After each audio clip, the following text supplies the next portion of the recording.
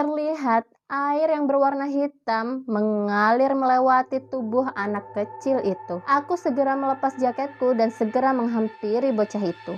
Namun sebelum sampai ke sana, terlihat menyerupai wanita raksasa berjalan bungkuk dengan tangannya dengan payudara yang menggelambir menahan bocah yang tidak sadarkan diri itu.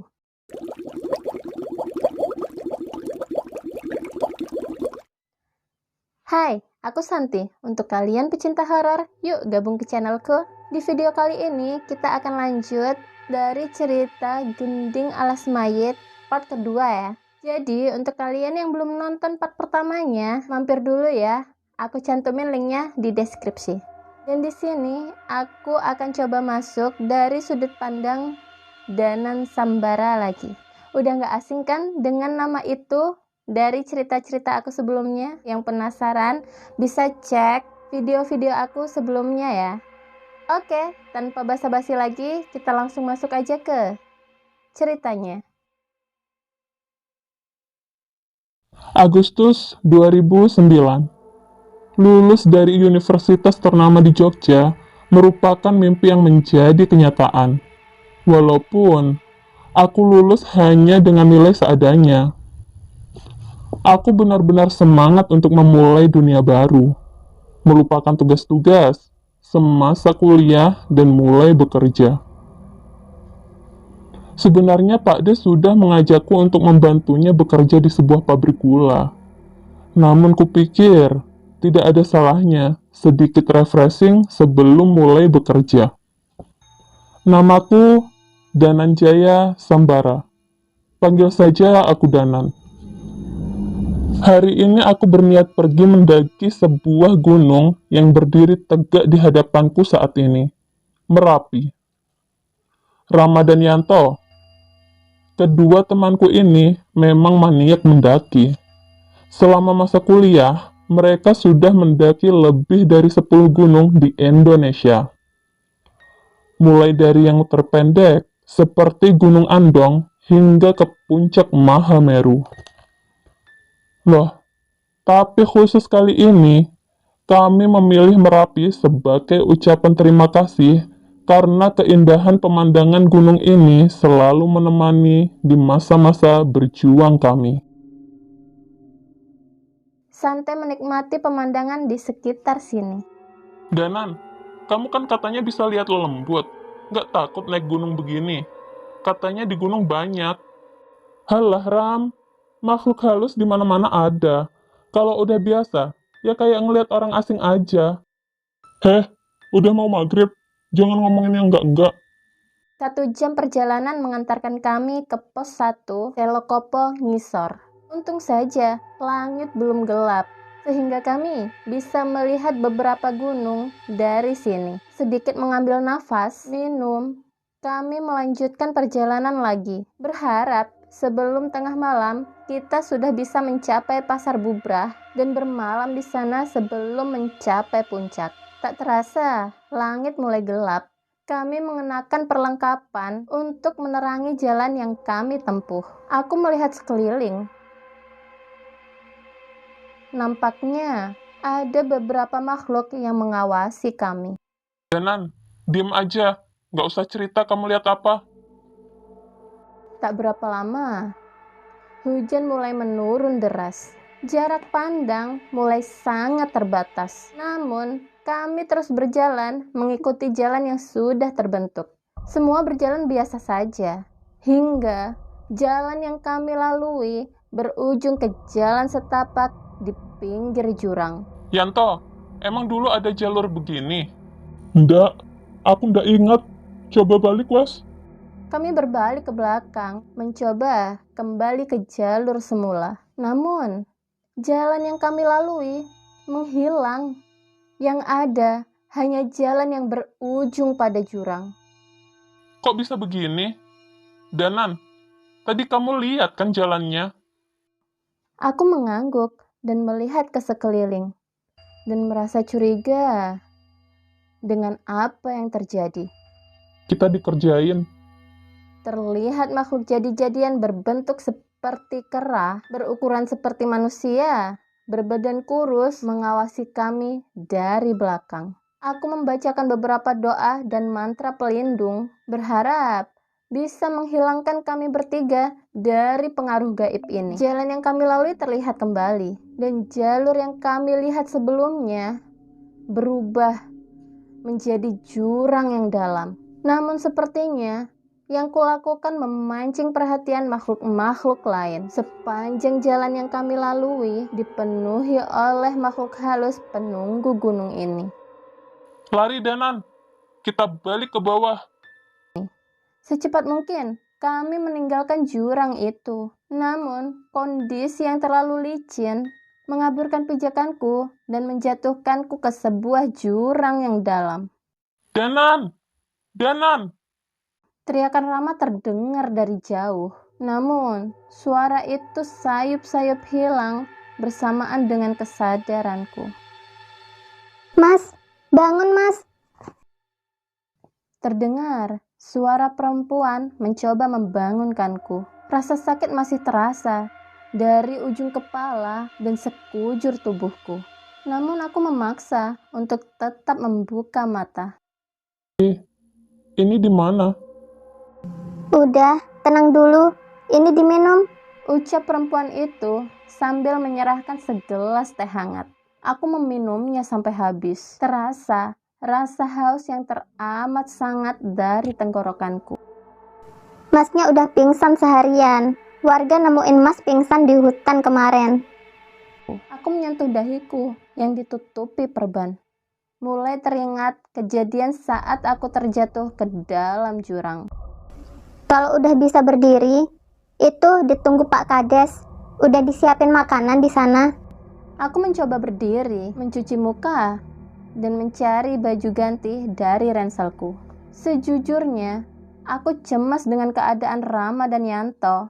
Mereka pasti mencariku selama pingsan. Permisi.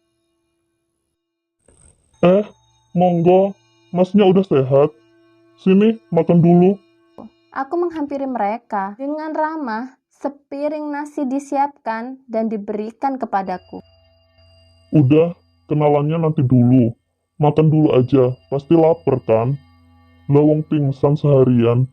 Nje, maaf ya pak, ngampunten. Kula nuwun, permisi. Suara wanita terdengar dari depan pintu rumah. Laksmi, sini ikut makan. Ternyata itu adalah perempuan yang membangunkanku tadi. Makan yang banyak mas. Aku mengangguk dengan sedikit malu. Namun sepertinya rasa lapar lebih berkuasa terhadapku. Saya kepala desa di sini. Panggil aja Pak Kades. Sampai masnya benar-benar pulih, istirahat di sini dulu saja. Matur nuwun, Pak. Nama saya Danan. Memangnya ini di mana ya, Pak? Ini Desa Windualit. Pasti belum pernah dengar. Iya, Pak. Saya baru tahu ada desa di dekat posko pendakian. Pak Kades mengerutkan dahi, seolah merasa heran. Posko apa maksud Mas Danan? Lah, saya terjatuh di jalur pendakian Merapi. Bukannya Bapak nemuin saya di jalur pendakian? Laksmi dan Pak Kades saling memandang. Desa ini jauh dari posko pendakian manapun mas. Apalagi sama kota. Kendaraan aja nggak bisa masuk ke sini. Tadi kami nemuin masnya di hutan perbatasan desa. Aku merasa heran dengan apa yang mereka katakan. Segera saja kuceritakan apa yang terjadi. Mereka terlihat heran karena jarak dari posko ke desa ini berpuluh-puluh kilo jauhnya. Ya sudah, Mas Danan tinggal di sini dulu saja sampai pulih. Kalau sudah sehat, nanti kami antar. Desa yang sungguh damai. Terlihat warga-warga yang terlihat ramah satu sama lain. Hawa yang sejuk dan pemandangan indah Gunung Merapi selalu setia menemani pagi setiap warga di desa ini. Hanya saja di sini masih serba tradisional. Penerangan masih menggunakan lampu minyak dan bentuk-bentuk rumah yang masih dari kayu merupakan pemandangan yang tidak biasa untukku. Pagi mas Danan. Pagi Mbak Laksmi. Sepertinya senyuman manis Laksmi akan terus membekas setelah aku pergi dari sini nanti. Sudah 3 hari aku tinggal di desa ini, di sebuah rumah singgah yang sepertinya diperuntukkan untuk tamu yang mampir ke sini. Rasanya aku sudah mulai cukup nyaman. Aku pun mulai akrab dengan warga di desa ini. Namun, aku tidak mau membuat teman-temanku lebih khawatir lagi. Setidaknya, besok aku sudah harus pamit. Seharian ini aku habiskan untuk berkeliling desa dan menyapa warga-warga di sini. Namun, ada sedikit yang mengganggu indraku, yaitu sebuah hutan yang berada di sudut perbatasan desa. Hari mulai malam, desa sudah mulai sepi oleh warga. Aku tetap menikmati suasana ini dari teras rumah. Sampai akhirnya, aku memutuskan untuk beristirahat. Belum sempat tidur, suara ketukan berkali-kali dari rumah Pak Kades. Aku keluar mencari tahu apa yang terjadi. Terlihat perbincangan singkat antara warga dan Pak Kades. Ya udah, coba panggil Pak Sardi juga. Nanti saya menyusul. Aku keluar menghampiri Pak Kades, penasaran dengan apa yang terjadi. Pak, ada apa toh Pak? Katanya ada anak kecil hilang, seperti ditarik sesuatu ke dalam hutan. Mas Danan, saya ke sana dulu ya. Istirahat saja. Enggak, Pak. Saya ikut.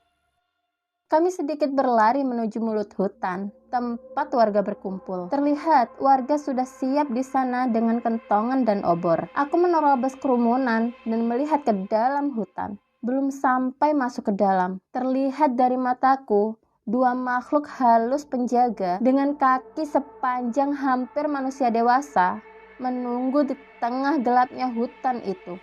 Warga desa sepertinya tidak sadar dengan keberadaan makhluk itu. Kita bagi. Sebagian masuk ke hutan dan sisanya berjaga di desa. Aku berpikir sangat berbahaya apabila warga masuk ke hutan.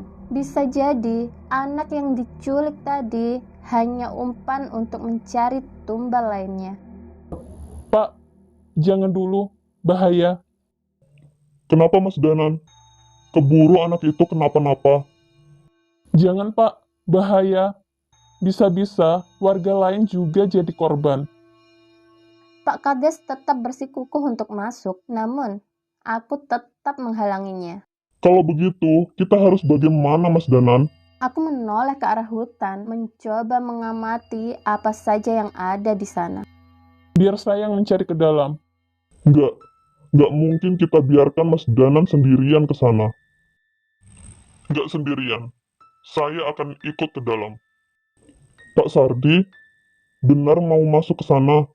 Ternyata beliau adalah Pak Sardi, seseorang yang diminta tolong dipanggilkan oleh Pak Kades. Jangan Pak, berbahaya. Kalau memaksa masuk, lebih baik pagi hari.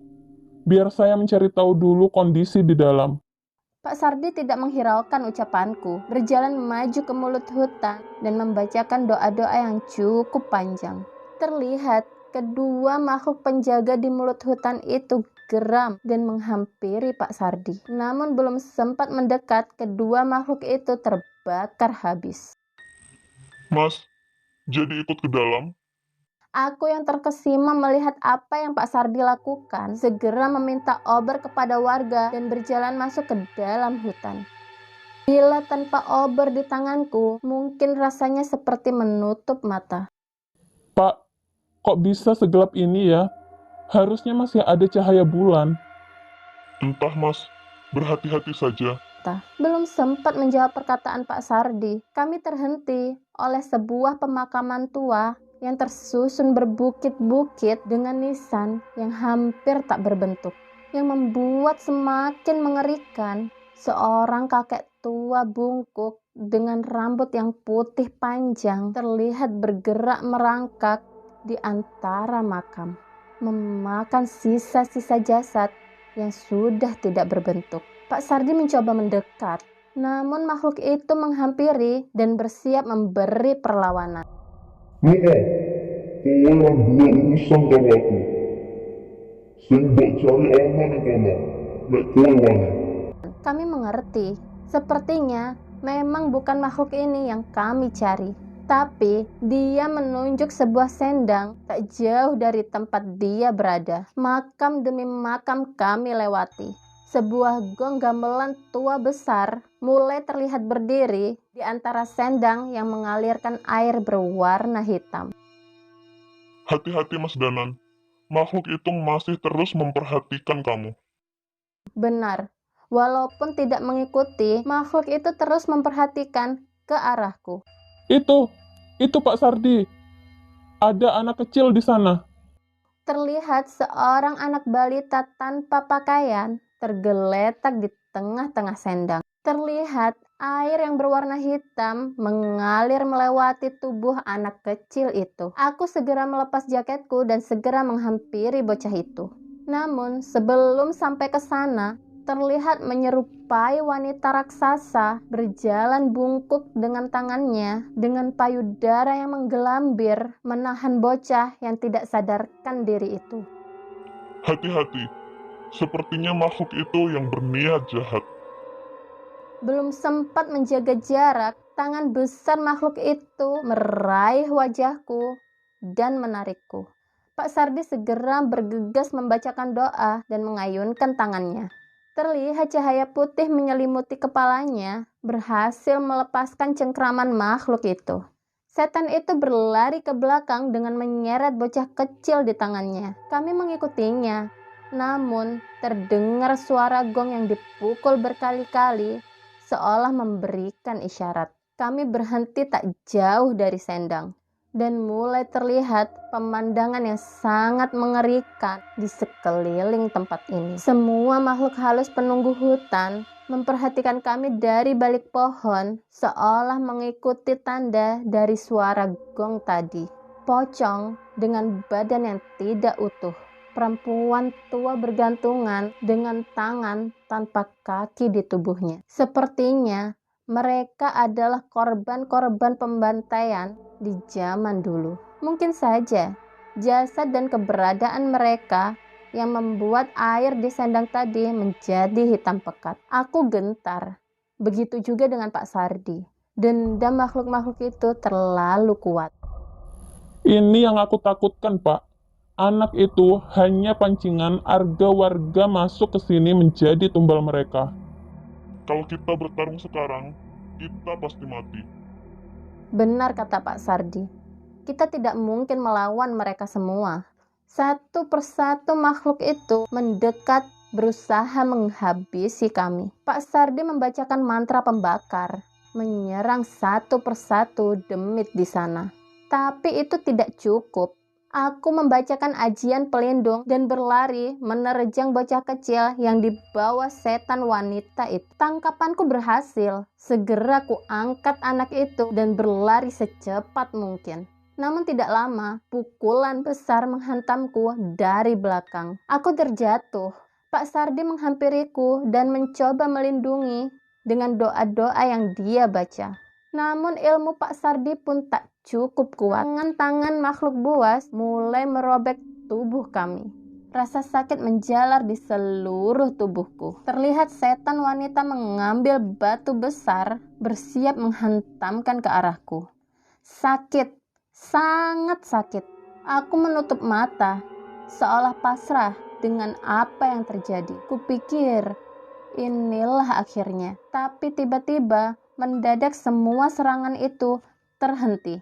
Pak Sardi dengan tubuh penuh luka, mencoba berdiri dan melihat apa yang sedang terjadi. Kakek tua bungkuk berambut putih di pemakaman tadi menghampiri kami. Demit-demit yang menyerang kami mundur perlahan seolah ketakutan.